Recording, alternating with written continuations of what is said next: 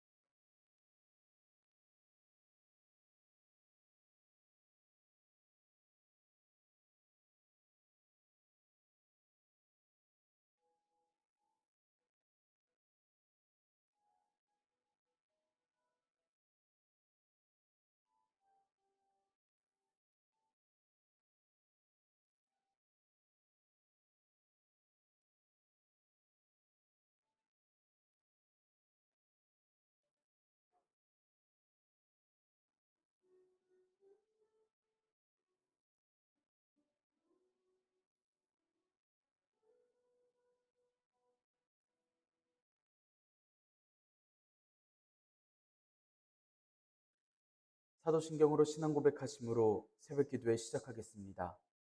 전능하사 천지를 만드신 하나님 아버지를 내가 믿사오며 그 외아들 우리 주 예수 그리스도를 믿사오니 이는 성령으로 잉태하사 동정녀 마리아에게 나시고 본디오 빌라도에게 고난을 받으사 십자가에 못 박혀 죽으시고 장사한 지 사흘 만에 죽은 자 가운데서 다시 살아나시며 하늘에 오르사 전능하신 하나님 우편에 앉아 계시다가 저리로서 산자와 죽은 자를 심판하러 오시리라.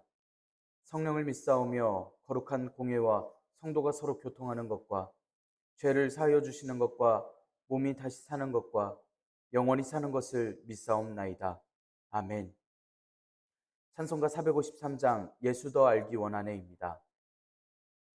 예수 더 알기 원하네 크고도 넓은 은혜와 대속해 주신 사랑을 간절히 알기 원하네 내 평생의 소원 내 평생의 소원 대속해 주신 사랑을 간절히 알기 원하네 성령이 스승되셔서 진리를 가르치시고 거룩한 뜻을 깨달아 예수를 알게 하소서 내 평생의 소원 내 평생의 소원 대속해 주신 사랑을 간절히 알기 원하네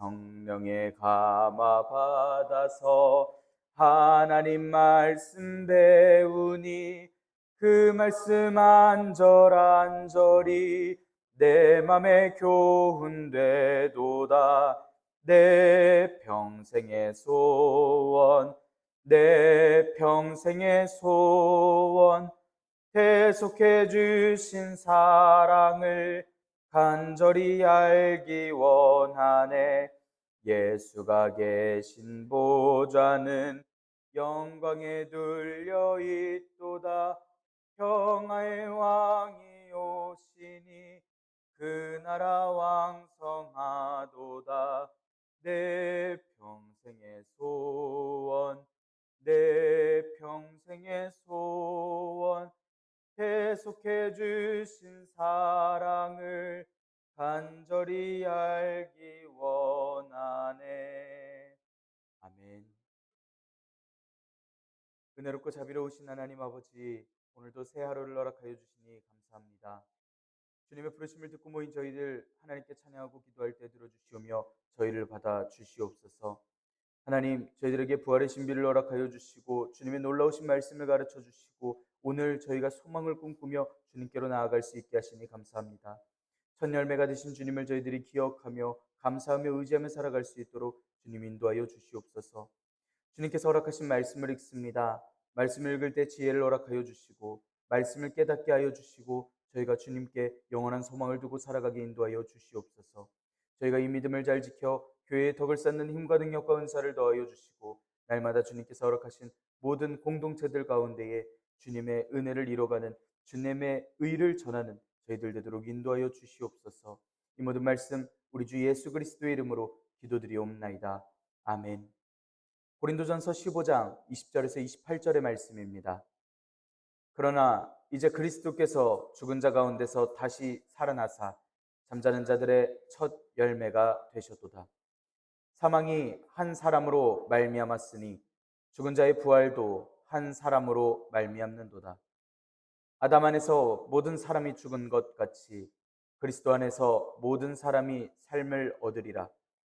그러나 각각 자기 차례대로 되리니 먼저는 첫 열매인 그리스도요, 다음에는 그가 강림하실 때에 그리스도에게 속한 자요, 그 후에는 마지막이니 그가 모든 통치와 모든 권세와 능력을 멸하시고 나라를 아버지 하나님께 바칠 때라.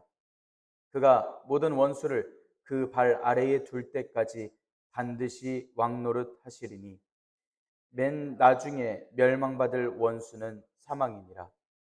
만물을 그의 발 아래에 두셨다 하셨으니 만물을 아래에 둔다 말씀하실 때에 만물을 그의 아래에 두시니가 그 중에 들지 아니한 것이 분명하도다.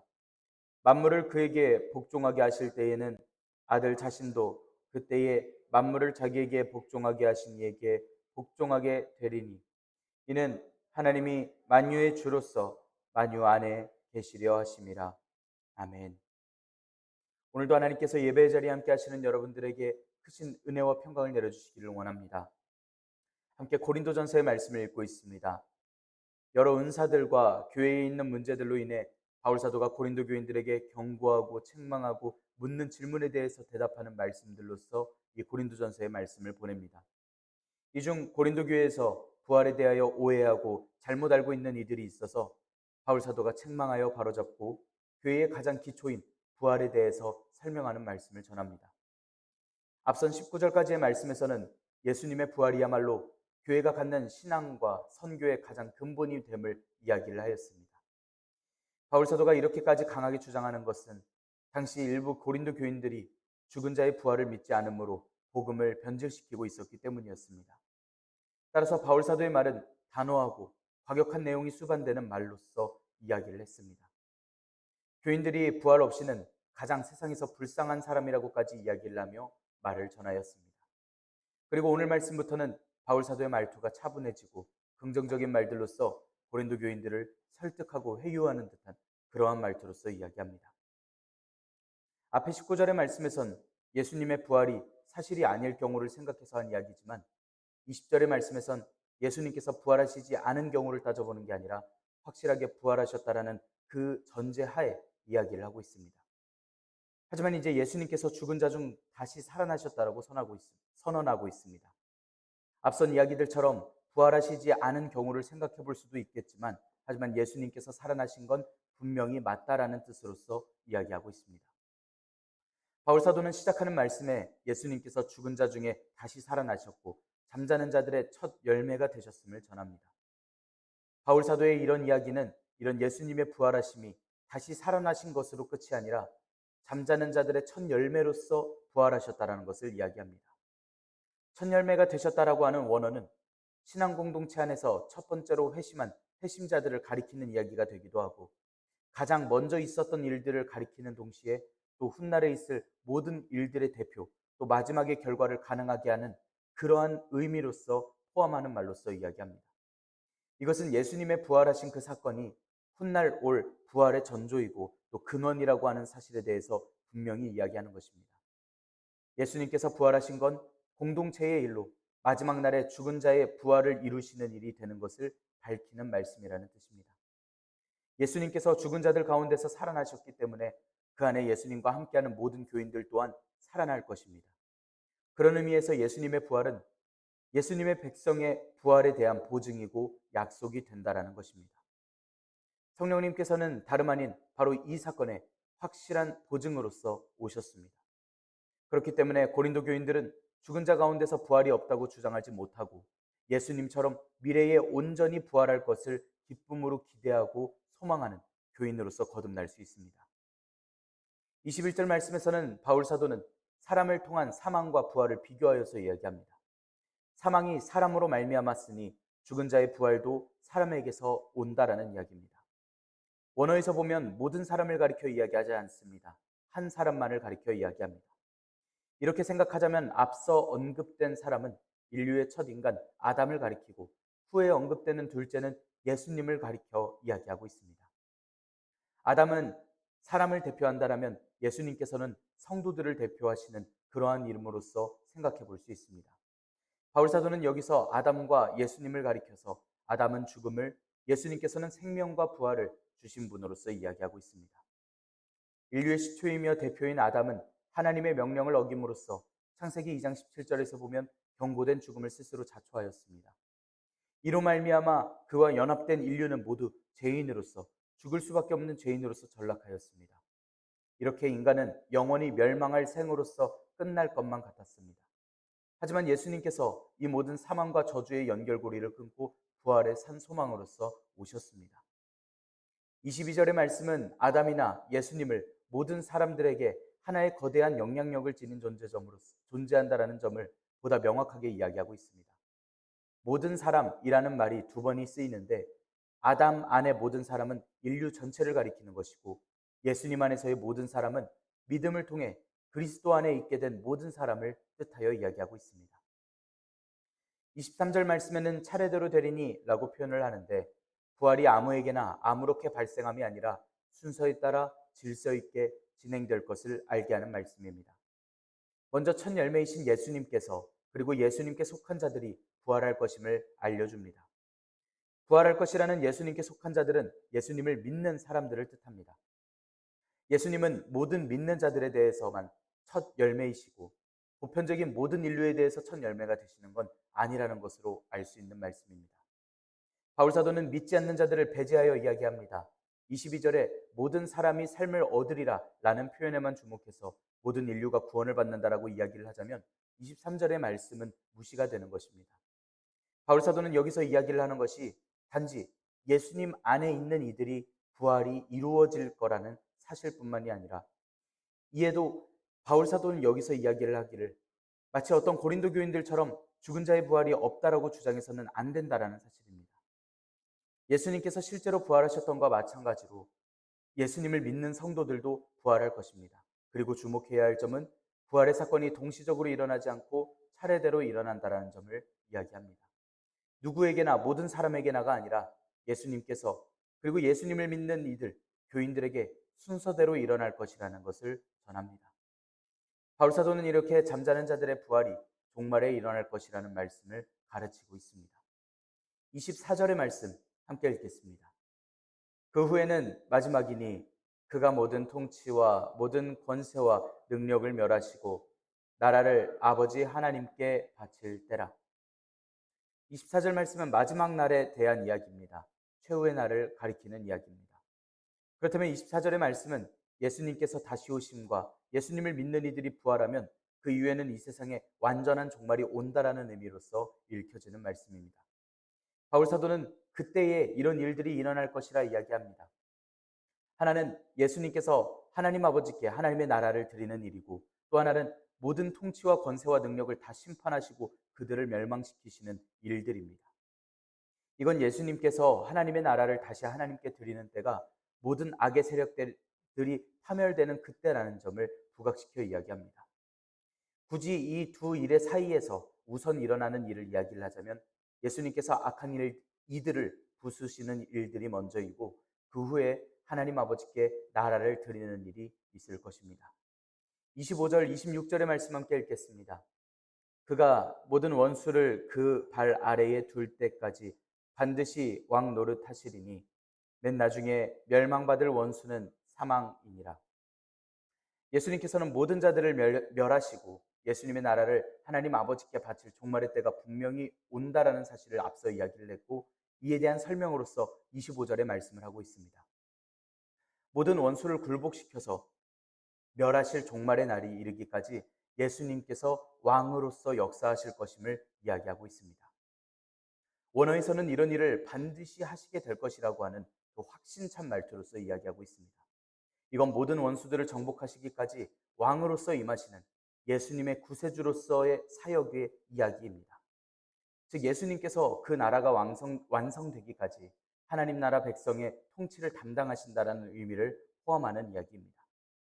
26절 말씀에 멸망받을이라는 말은 현재 진행되고 있는 이야기를 가리키는 원어로 씁니다. 맨 나중에 멸망받을 원수, 멸망받고 있는 그 원수는 그 사망의 패배의 모습을 할 일들을 보일 일들을 이야기하는 것입니다. 27절, 28절의 말씀 함께 읽겠습니다. 만물을 그의 발 아래 두셨다 하셨으니 만물을 아래에 둔다 말씀하실 때에 만물을 그의 아래에 두시니가 그 중에 들지 아니한 것이 분명하도다. 만물을 그에게 복종하게 하실 때에는 아들 자신도 그때의 만물을 자기에게 복종하게 하신 이에게 복종하게 되리니 이는 하나님이 만유의 주로서 만유 안에 계시려 하심이라. 27절 말씀은 시편 8장에서 주의 손으로 만드신 것을 다스리게 하시고 만물을 그 발 아래 두셨으니 라고 하는 말씀을 인용하여 이야기합니다. 피조물을 다스리는 인간의 발 아래라는 이야기로서 이야기하고 있고 이는 만물에 대한 인간의 주권을 이야기하고 있습니다. 사람에게 만물이 복종한다라는 것입니다. 하지만 이 말씀에서 바울 사도는 시편 8편에서 예수님의 주권을 강조하기 위한 목적으로서 이 말씀을 이렇게 인용하고 있습니다. 그렇다면 바울 사도는 제2의 아담으로서 인간의 몸을 입고 이 땅에 오신 예수님 안에서 시편 8편이 온전히 성취되었다라고 이야기하는 것입니다. 만물에 대한 예수님의 구원은 종말의 날에 완전하게 드러날 것이긴 해도 예수님께서 살아계실 때 감당하셨던 사역들 중에서 부분적으로 드러난 것을 볼 수 있습니다. 예수님께서는 더러운 귀신 들린 사람을 고치셨고 각종 병든 자들을 고치셨습니다. 바람과 바다를 잔잔하게 하셨고 물 위를 걸으시기까지 하셨습니다. 회당장 야이로의 딸을 죽음 가운데서 일으키시기도 하셨습니다. 예수님께서 이 땅에서 사역하실 때에 자신이 만물의 주인이심을 알려주셨고 만물이 예수님의 발 아래 복종하여야만 하는 대상이라는 것을 분명히 보여주셨습니다. 그런데 여기서 한 가지 유의해야 할 것은 만물을 그의 발 아래 두시니가 그 중에 들지 않는다라는 표현입니다. 만물을 저의 발 아래 두신 이는 하나님께서 분명하십니다. 그리고 하나님께서는 그 어떤 복종의 범주에 들지 않는다라는 것입니다. 아들이신 예수님께서 마지막에 하나님께 복종하심으로 하나님의 전권이 오직 하나님께로만 돌아간다라는 것입니다. 바울 사도가 이런 사실을 당연한 것 같은 이 사실을 새삼스럽게도 이야기를 하는 것은 하나님께서 예수님께 복종하는 것이 아니라 예수님께서 하나님께 복종한 것이라고 하는 28절의 이야기를 하고자 합니다. 복종하게 하시는 이는 하나님이십니다. 말씀에서는 예수님께서 하나님께 반드시 성부 하나님께 복종한다라는 의미로서 이야기하고 있습니다. 하나님께서 만물을 아들이신 예수님의 발 아래 굴복시키신 후에 예수님께서도 역시 이 모든 것을 가능하게 하신 아버지 하나님께 복종하신다라는 의미입니다. 이 복종은 의무적이고 강압에 의한 복종이 아니라 철저히 자발적인 의미에서의 순종을 이야기합니다. 예수님께서는 하나님께 순종하시고 하나님께서는 예수님께 사랑을 베푸십니다. 그래서 여기서의 순종은 하나님의 뜻이고 하나님의 생각이고 하나님께서 이루시는 일들입니다. 말씀에서 이야기하는 만유라는 것은 우주에 존재하는 모든 것을 의미합니다. 우주에 존재하는 모든 것의 주인 되시는 주님께서 만유와 함께 만유 안에 계시려고 하십니다. 예수님께서 하나님께 이렇게 순종하시는 목적을 보이시는 것입니다. 그것은 바로 하나님께서 만유의 주로서 만유 안에 계시도록 하시기 위함이라 전하고 있습니다. 지금까지의 내용을 정리해 보자면 마치 교인이 아닌 이들과 사단까지도 모두 다 함께 해주시고 회복시켜 주셔서 모두가 죄를 짓건 안 짓건 하나님과 교제할 수 있는 듯한 그런 말씀처럼 들릴 수 있습니다. 그럼 앞서 이야기했던 대로 교인들과 믿는 이들의 삶은 무가치하게 되는 것이고 믿지 않는 이들과 구분할 수도 없는 삶이 되어버립니다.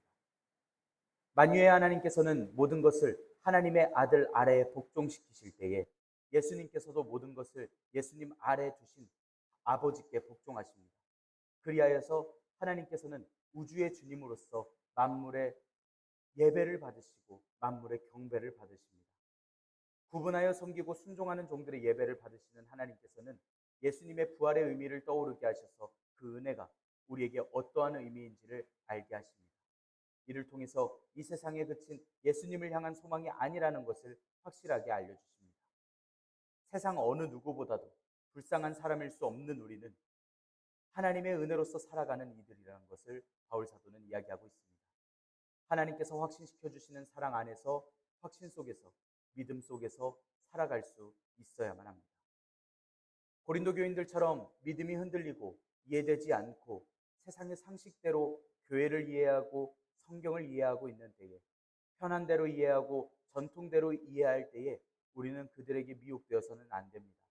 우리가 우리를 지으시고 은혜 주셔서 살려주시는 아버지 하나님의 크신 뜻을 헤아리고 이 삶을 온전하게 하나님께서 기뻐하실 인생으로서 올려드릴 수 있어야만 합니다.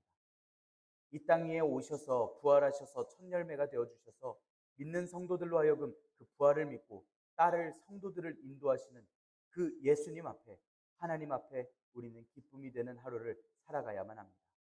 예수님께서 우리의 삶에 어떤 분이신지를 떠올리면서 교회가 무엇인지, 교회 안에 모인 우리는 누구인지 고백하는 은혜의 하루, 그리고 주님께 순종하며 경배하는 하루가 되기를 원합니다. 우리는 주님을 섬기는, 또한 주님께로 나아가는, 그렇게 하나님을 예배하는 우리는 예배자입니다. 기도하겠습니다. 은혜롭고 자비로우신 하나님 아버지, 하나님의 영광을 위하여 살아가게 하시니 감사합니다. 말씀을 허락하여 주시고 주님의 말씀으로써 저희가 변화하게 하시니 감사합니다. 주님께서 저희를 사랑하셔서 예수님을 보내주시고 다시 살게 하셔서 첫 열매가 되게 하시고 또 천국의 소망을 갖게 하시며 이제는 모든 교회에게 그 은혜를 내려주시니 감사합니다. 저희가 주님께서 허락하신 그 은혜를 따라 살아가오니 영원하신 주님께서 이 세상에서 저희를 보내신 뜻을 떠올리게 하여 주시옵소서. 저희는 말씀에 따라 순종하며 주님께로 나아가겠습니다. 주님, 또한 저희를 불러주시고 만나주신 날을 저희들이 날마다 기억하게 하시고 하나님께서 허락하신 오늘이 주님께서 이루심임을 저희들 기억하며 살아갈 수 있도록 인도하여 주시옵소서. 하나님, 저희들 오늘 세상에서 살아갈 때에 부활에 대한 이야기가 이해되지 않고 소망에 대한 이야기, 천국에 대한 이야기가 저희들에게 실감나지 않을 때가 있습니다. 하지만 주님 가르쳐 주시고 말씀하여 주셔서 날마다 저희들 천국의 소망을 두고 천국의 가치를 추구하며 주님을 사모하고 주님의 나라를 사모하는 주님의 백성들 되도록 인도하여 주시옵소서. 이 모든 말씀 우리 주 예수 그리스도의 이름으로 기도드리옵나이다. 아멘. 하늘에 계신 우리 아버지여, 이름이 거룩히 여김을 받으시오며 나라가 임하시오며 뜻이 하늘에서 이루어진 것 같이 땅에서도 이루어지이다. 오늘 우리에게 일용할 양식을 주시옵고 우리가 우리에게 죄 지은 자를 사하여 준 것 같이 우리 죄를 사하여 주시옵고 우리를 시험에 들게 하지 마시옵고 다만 악에서 구하시옵소서. 나라와 권세와 영광이 아버지께 영원히 있사옵나이다. 아멘.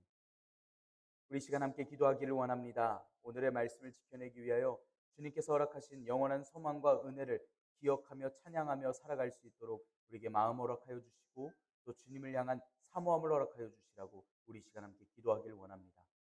우리 시간 우리 나라를 위하여서 기도합니다. 하나님 마음에 합한 나라 되어지도록 함께 기도합시다. 정직한 나라, 선한 나라가 되어지도록, 그리고 나라의 지도자들의 청렴을 위하여서 우리 함께 기도하기를 원합니다. 또 오늘 저녁은 수요 성경 공부가 있는 날입니다. 수요 성경 공부를 위하여서 함께 기도할 수 있기를 원합니다. 또 주님께서 허락하여 주셔서 완쾌를 기다리고 있는 고영민 집사님을 위하여서 우리도 기억하며 함께 기도할 수 있기를 원합니다. 이 시간 한 목소리로 함께